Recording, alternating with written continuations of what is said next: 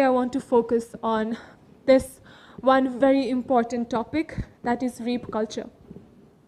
If you allow me, I would love to read out a few comments that were made in that particular Facebook post and some other news portals that copied the same news and posted it in their own pages. So the comments read, by the way, the headline said, Shrinkhala bhanin, ma yon himsako sikar bhain.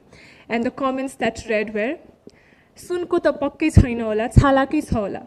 Nepal जस्तो देशमा जे भयो ठिकै भयो. बबाल भयो त नि. I want to find out if he actually penetrated you or did he just touch you. अहिलेसम्म कतिजनाले तपाईलाई छोएको छ? So Miss Nepal's virginity is already lost. चिन्ता नलिनु miss, at least you did not die. तपाई मर्नु त भएन नि. राम्री छौ किन नहुनु त? खोजेर हिँडेपछि भइहाल्छ नि. This is among the few of the hundreds of comments that I went through, and this really pushed me out of this one bubble that I had been living in.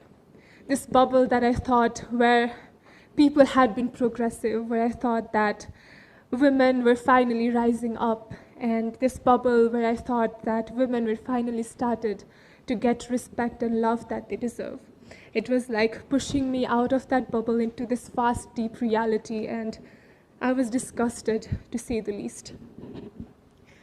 I did not stop there. I went on to research the profile of every individual that passed a comment at me. I saw a young man who had just gotten married and who could not be happier to flaunt a picture of him with his wife. I saw a picture of a mother with 2 kids.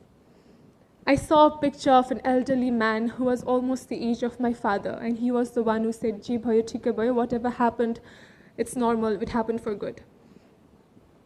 I found a profile of a man who who could not be more proud to flaunt his 1-year-old daughter's achievements.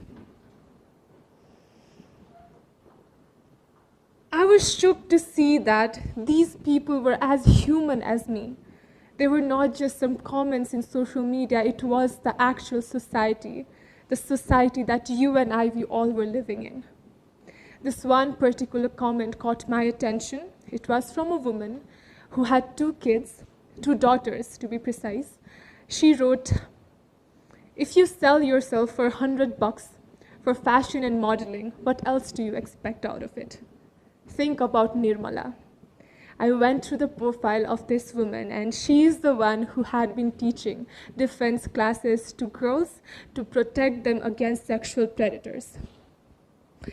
To the viewers and listeners who do not know, Nirmala was a 13-year-old girl who was brutally raped and murdered in July 2018, which brought a very big public outrage against the situation of women's safety in our country, which took the world, took the Nepali media, the national newspapers by storm.